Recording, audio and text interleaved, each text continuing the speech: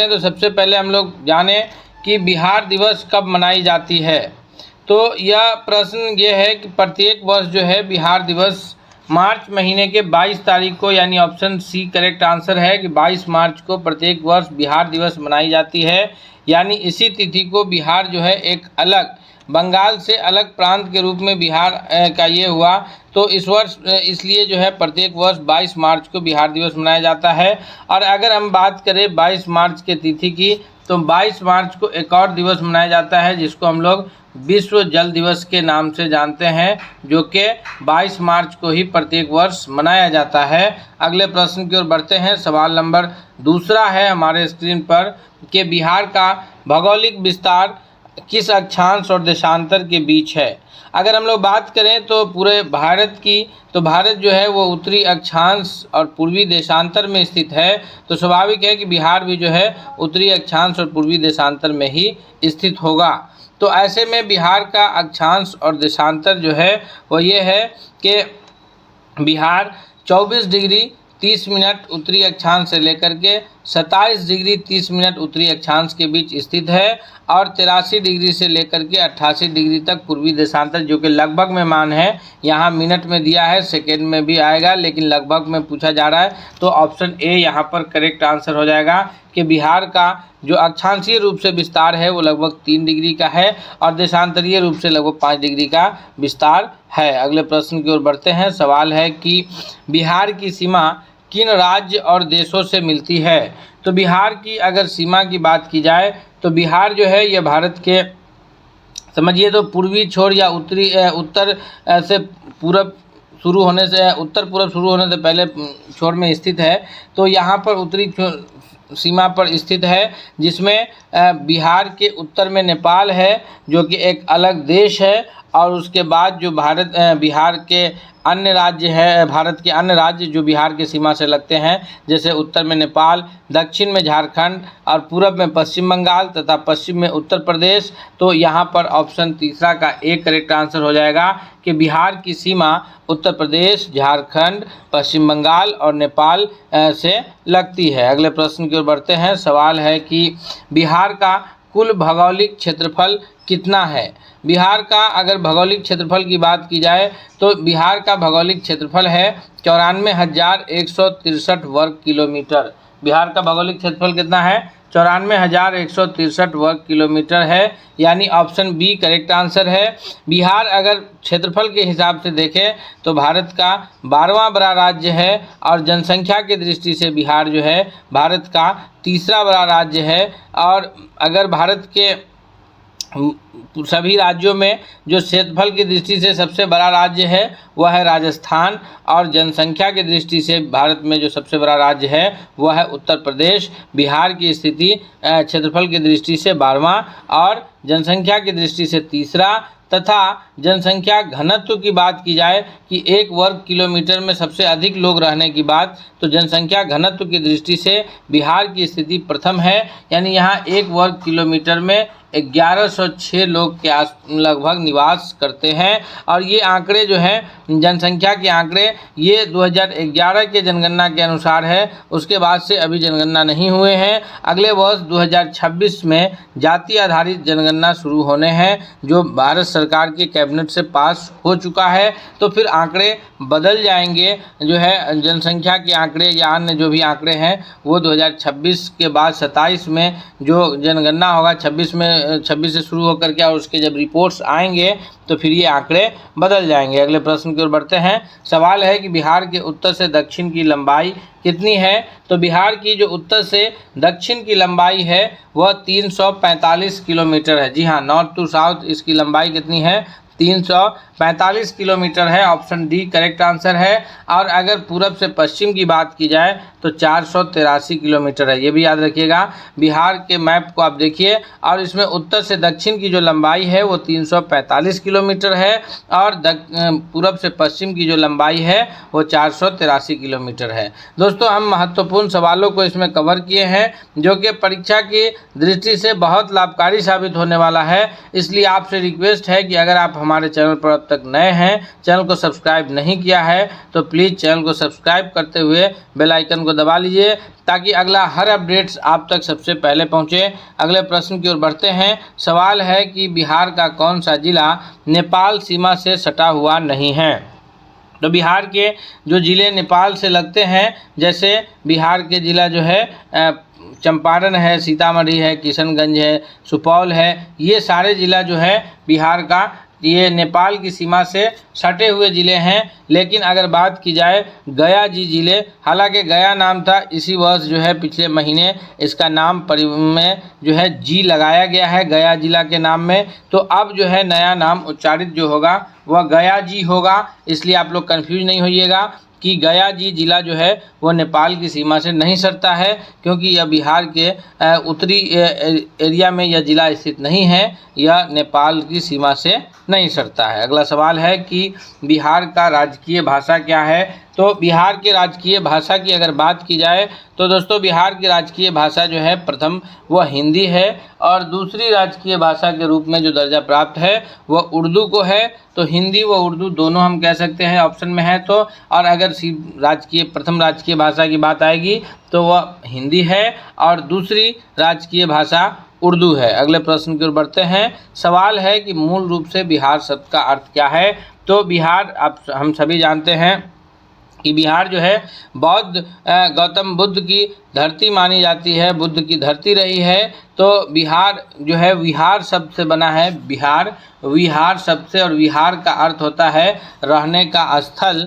तो इस हिसाब से जो बिहार शब्द का जो शाब्दिक अर्थ है वह है बौद्ध मठ से लिया गया है, यानी ऑप्शन ए करेक्ट आंसर है कि बौद्ध जो मठ थे जहाँ पर बौद्ध भिक्षु रहते थे उसी ये शब्द से संकलित करके अपने राज्य का नाम बिहार है। अगले सवाल की ओर बढ़ते हैं। अगला सवाल है कि झारखंड बिहार से कब पृथक हुआ।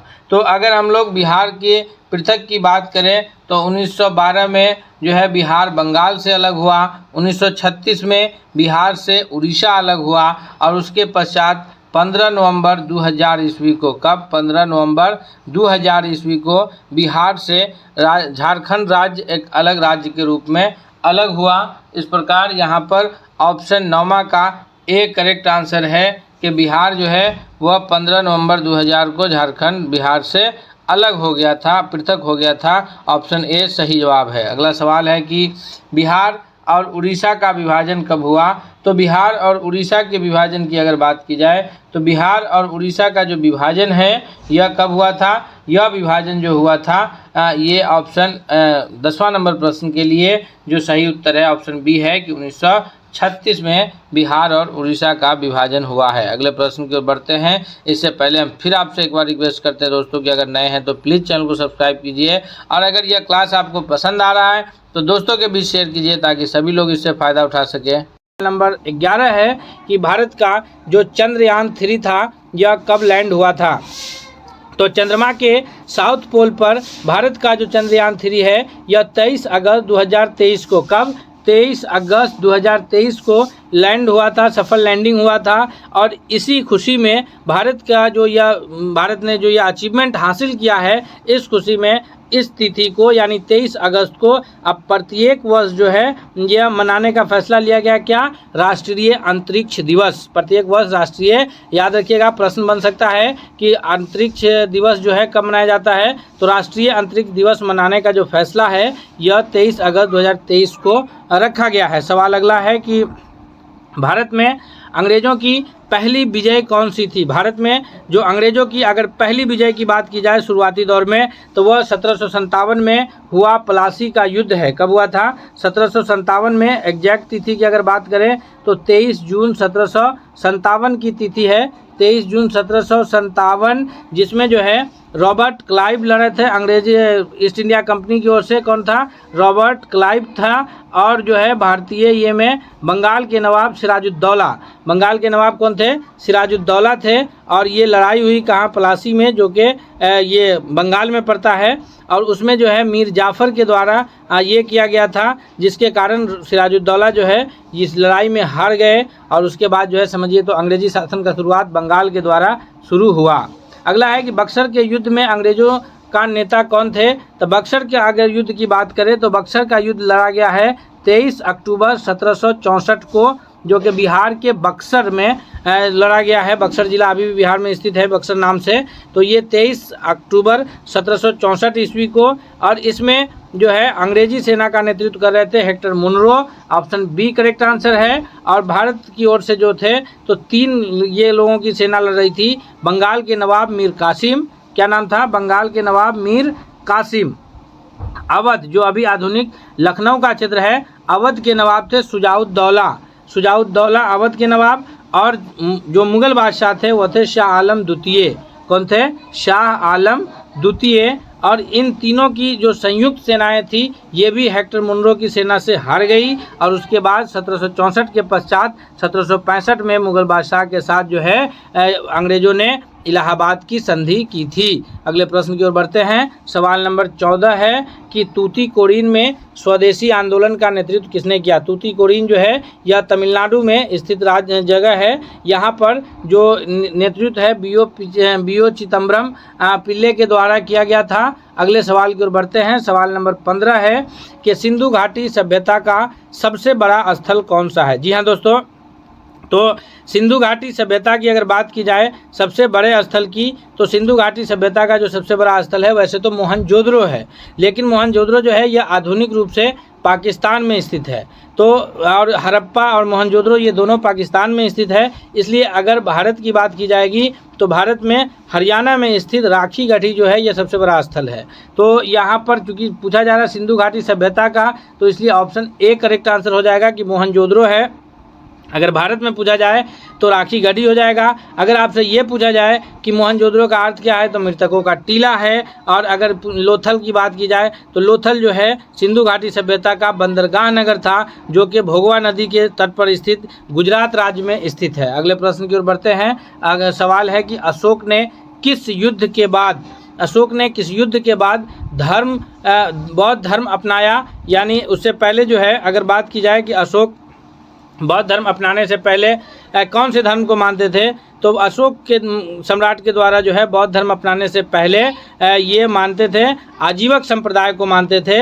और जब कलिंग का युद्ध हुआ, अशोक के साथ कलिंग का युद्ध हुआ, कलिंग के युद्ध के पश्चात जो है अशोक ने अपना ये धर्म परिवर्तन किया और फिर बौद्ध धर्म को मानने लगे।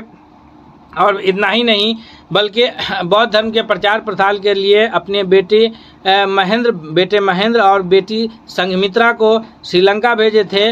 और तीसरे बौद्ध संगीति का आयोजन भी अशोक अपने शासनकाल में पाटलिपुत्र में करवाए। तीसरे बौद्ध संगीति का ये किसके समय में हुआ? तो अशोक के शासनकाल में पाटलिपुत्रा में हुआ था। याद रखिएगा दोस्तों, इस प्रकार हम प्रश्न आपके लिए लेकर के आए हैं ताकि इससे संबंधित किसी भी प्रकार से अगर प्रश्न आपके लिए बनते हैं तो वह प्रश्न आपसे नहीं छूटेंगे, इसकी गारंटी है। आपकी तैयारी को परवान चढ़ाना ये हमारी गारंटी है। इसलिए आपसे रिक्वेस्ट भी है कि अगर आप हमारे चैनल पर नए हैं, चैनल को सब्सक्राइब नहीं किया है, तो प्लीज़ चैनल को सब्सक्राइब करते हुए बेल आइकन को प्रेस कीजिए ताकि हर अपडेट आप तक सबसे पहले पहुंचेगा। सवाल नंबर 17 है कि राष्ट्रपति को हटाने की प्रक्रिया क्या कहलाती है? तो अगर राष्ट्रपति को हटाने की प्रक्रिया की बात हम करेंगे तो राष्ट्रपति को हटाने की प्रक्रिया को कहा जाता है महाभियोग।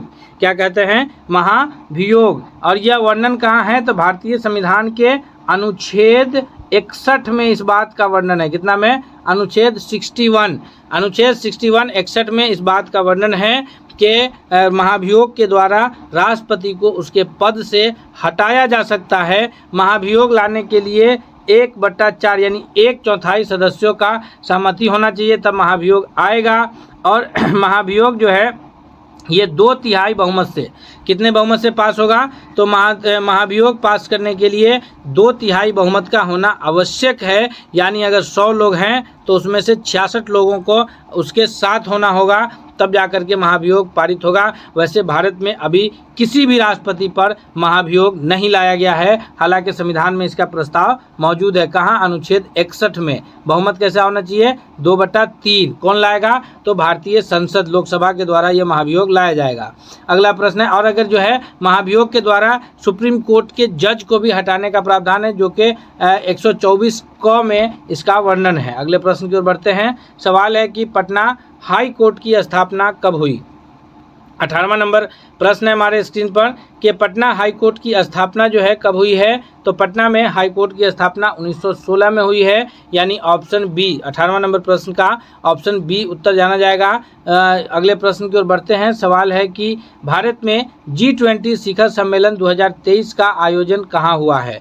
तो G20 शिखर सम्मेलन ये गर्व का पल था कि भारत को इसका ये मिला था कि G20 शिखर सम्मेलन का जो है भारत उस वक्त अध्यक्षता किए। और ये G20 शिखर सम्मेलन जो है कब हुआ, तो ये हुआ है सितंबर में 9-10 सितंबर 2023 को। कब? 9 से 10 सितंबर 2023 को G20 शिखर सम्मेलन हुआ है। इसका ये क्या था, तो भारत मंडपम, क्या था, भारत मंडपम के नाम से हुआ था। और इसमें वसुधैव कुटुंबकम यानी पूरा विश्व एक परिवार है, इस पर जो है ये चर्चा हुई, दिल्ली में यह हुआ था। और इसमें एक प्रमुख बात ये रही कि अफ्रीकी संघ को जो है एक 21वें ये के सदस्य के रूप में अफ्रीकी संघ को अस्थाई सदस्यता भारत में मिली थी। याद रखेंगे हम लोग G20 शिखर सम्मेलन 2023 को। अगले प्रश्न की ओर बढ़ते हैं। सवाल है कि 2023 का पुरुष क्रिकेट विश्व कप किसने जीता। तो यह आप सभी जानते हैं, यह प्रश्न बहुत आसान है कि वह क्षण था नवंबर 2023 में क्रिकेट हो रहे थे और उसमें जो है भारत फाइनल में पहुंचा था। लेकिन जो है ये बैड लक रहा कि उस पुरुष क्रिकेट टीम में भारत की हार हुई और श्रीलंका जो है ऑस्ट्रेलिया जो है विश्व कप विजेता रहा। भारतीय टीम की कप्तानी ये कर रहे थे रोहित शर्मा कर रहे थे और ऑस्ट्रेलियाई टीम की कप्तानी जो है वहाँ के नाम ये उनका जो है क्या दोस्तों। इस प्रकार अब तक हम 20 प्रश्नों को कवर किए हैं। अब इसके बाद हम जो है विज्ञान के प्रश्नों की ओर बढ़ रहे हैं। हम आपसे रिक्वेस्ट करते हैं कि अब तक अगर आप नए हैं तो ज़रूर सब्सक्राइब कीजिए अपना और इस वीडियो को लाइक कीजिए, दोस्तों के बीच शेयर कीजिए ताकि आपकी तैयारी बेहतर हो सके। इसकी गारंटी हम लेते हैं, तो ये हमें भी लगना चाहिए कि आपका समर्थन मिल रहा है। 21वां है कि किसी तत्व को सर्वाधिक समस्थानिक है। समस्थानिक कहते हैं कि जिसकी ये परमाणु संख्या एक हो लेकिन उसकी द्रव्यमान संख्याएं अलग अलग हो। तो वह कौन सा तत्व है जिसके ऑप्शंस में जो हमारे तत्व है इसमें जो है सबसे सही उत्तर के रूप में ऑप्शन डी जाना जाएगा। अगले प्रश्न की ओर बढ़ते हैं। सवाल है कि पादपों में जल का परिवहन किस ऊतक के द्वारा होता है। तो पादपों में जल का जो परिवहन है यह जाइलम ऊतक के द्वारा होता है। जल को जो है जड़ द्वारा अवशोषित किया जाता है और फिर जाइलम ऊतक के द्वारा जो है जड़ को से पूरे पौधे में जो पानी ले जाने का काम है, यहाँ जड़ से पौधे के अन्य हिस्सों में पत्ती तक पहुँचाने का काम या जाइलम ऊतक के द्वारा किया जाता है। और इसी के विपरीत जब पौधे की पत्ती में प्रकाश संश्लेषण की क्रिया संपन्न हो जाती है तो फिर भोजन को पूरे हिस्से में पहुंचाने का काम जो है फ्लोएम का रहता है। भोजन को पूरे हिस्से में पहुंचाने का काम किसका रहता है? फ्लोएम।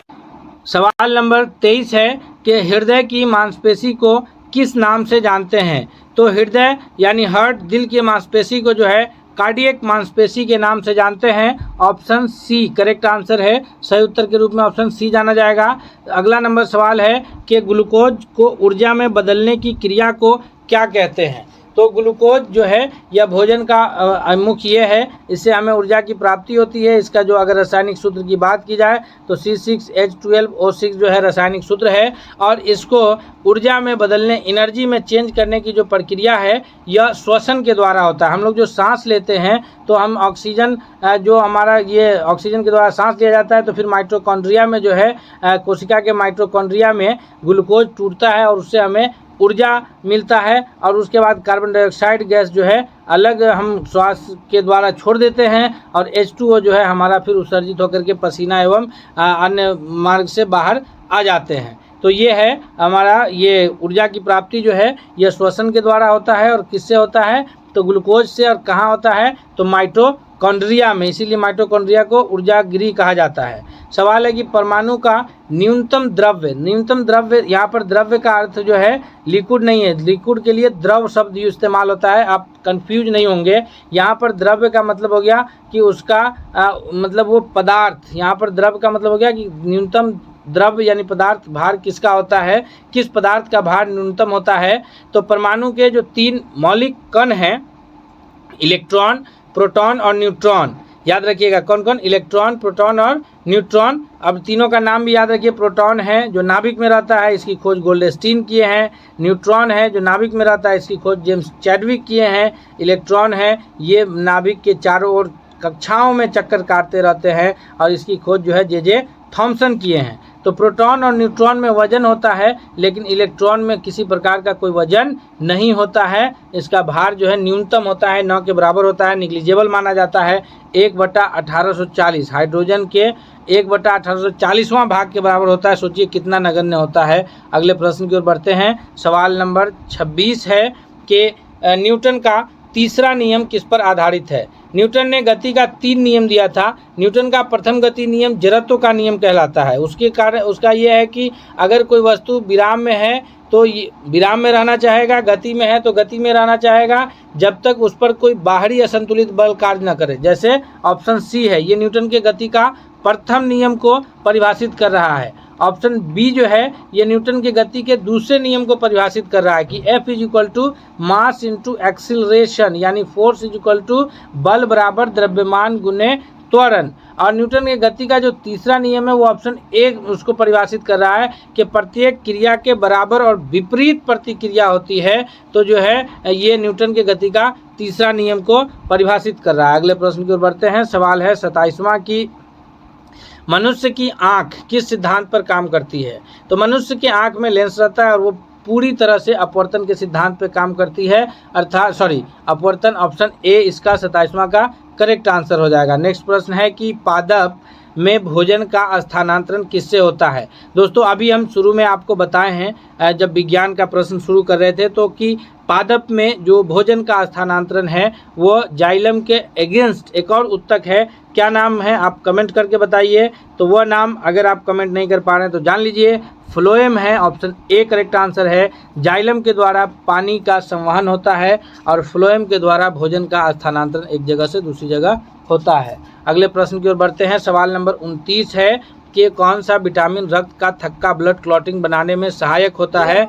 तो अगर बात की जाए रक्त का थक्का बनाने में तो विटामिन के है। विटामिन के की कमी से रक्त का थक्का नहीं बनेगा। विटामिन ए की कमी से रतौंधी नामक रोग हो जाएगा। विटामिन सी की कमी से स्कर्वी हो जाएगा। विटामिन ए की प्राप्ति हमें गाजर दूध वगैरह से हो जाएगा।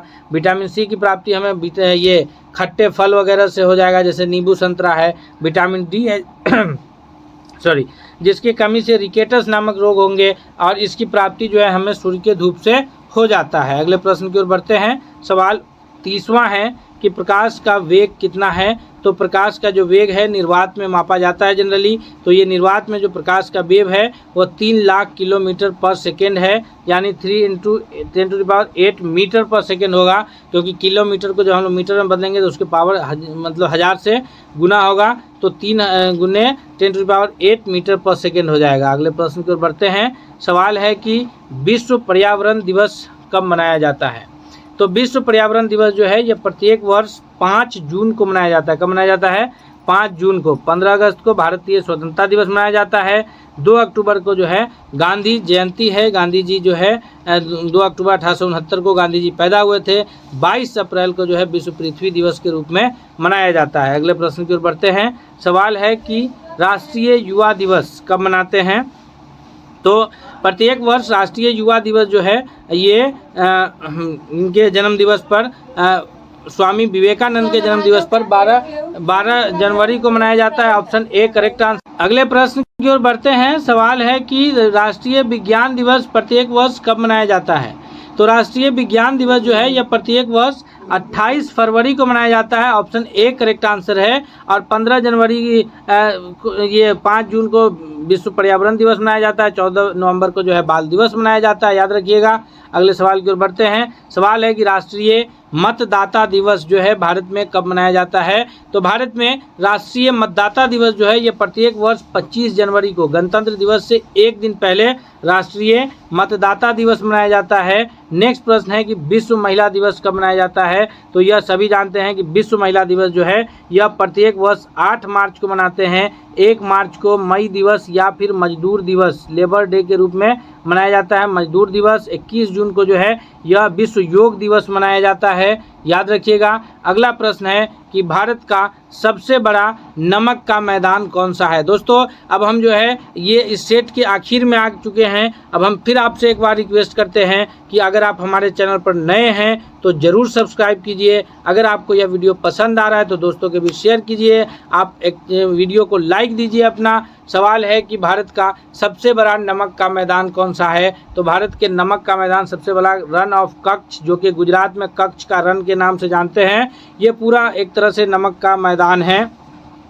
अगला क्वेश्चन है कि भारत की सबसे लंबी राष्ट्रीय राजमार्ग यानी नेशनल हाईवे कौन सी है। नेशनल हाईवे, जो सबसे लंबी नेशनल हाईवे की बात है यह है NH-44, option A correct answer है। अगला सवाल है कि भारत का सबसे पहले परमाणु बम का परीक्षण कहाँ किया गया। भारत तब नहीं जुटा है, इसलिए आप इसका उत्तर थोड़ा सा समझ के कीजिएगा। आप इसका उत्तर कमेंट करके भी बता सकते हैं हमसे पहले, अगर आप जान रहे हैं तो, कि सबसे पहले परमाणु परीक्षण जो है वो न्यू मैक्सिको में किया गया है और नागासाकी जो है यहाँ पर सबसे पहले परमाणु बम गिरा है, जो कि द्वितीय विश्व युद्ध के समय हिरोशिमा और नागासाकी पे। भारत में अगर बात की जाए तो पोखरण में जो है भारत में 1974 में पोखरण में जो है परमाणु परीक्षण किया गया था। नेक्स्ट प्रश्न की ओर बढ़ते हैं। सवाल 39 है कि भारत संविधान में मौलिक कर्तव्य किस अनुच्छेद में दिए गए हैं। तो मौलिक कर्तव्य की अगर बात की जाए तो भारतीय मूल संविधान में मौलिक कर्तव्य का वर्णन नहीं था। बाद में सरदार सरवण सिंह समिति, कौन, सरदार सरवण सिंह समिति के सिफारिश पर, सरदार सरवण सिंह समिति के सिफारिश पर इसको जोड़ा गया। कब, भाग 4 में। कहाँ जोड़ा गया था, भाग 4 अनुच्छेद 51A में जोड़ा गया है। ऑप्शन ए यहाँ पर सबसे करेक्ट आंसर, बी सबसे करेक्ट आंसर के रूप में उत्तर जाना जाएगा। नेक्स्ट प्रश्न की ओर बढ़ते हैं। सवाल नंबर अगला है हमारे स्क्रीन पर कि ग्रीन हाउस का कारण क्या है। तो जो ग्रीन हाउस गैसेज है जिसके वजह से ग्रीन हाउस प्रभाव हो रहा है उसका कारण है कार्बन डाइऑक्साइड गैस, जो कि वायुमंडल में 0.03% है। लेकिन अभी जो है इसकी ये बढ़ने के कारण जो है पूरे ग्रीन हाउस प्रभाव का जो है यह कारण बनता जा रहा है। हमें इसके उत्सर्जन को कम करना होगा, इसको कम करना होगा ताकि जो है हमारा पृथ्वी का संतुलन बना रहे। दोस्तों 40 महत्वपूर्ण प्रश्नों को अभी हम कवर किए हैं जो आपके इस परीक्षा की दृष्टि से बहुत लाभकारी है। अगर आप हमारे चैनल पर अभी नए हैं तो चलते चलते आपसे रिक्वेस्ट है कि आप वीडियो को लाइक कीजिए और चैनल को सब्सक्राइब कीजिए, दोस्तों के बीच शेयर कीजिए और बने रहिए हमारे साथ। मिलते हैं अगले सेट के साथ, तब तक के लिए बहुत बहुत धन्यवाद।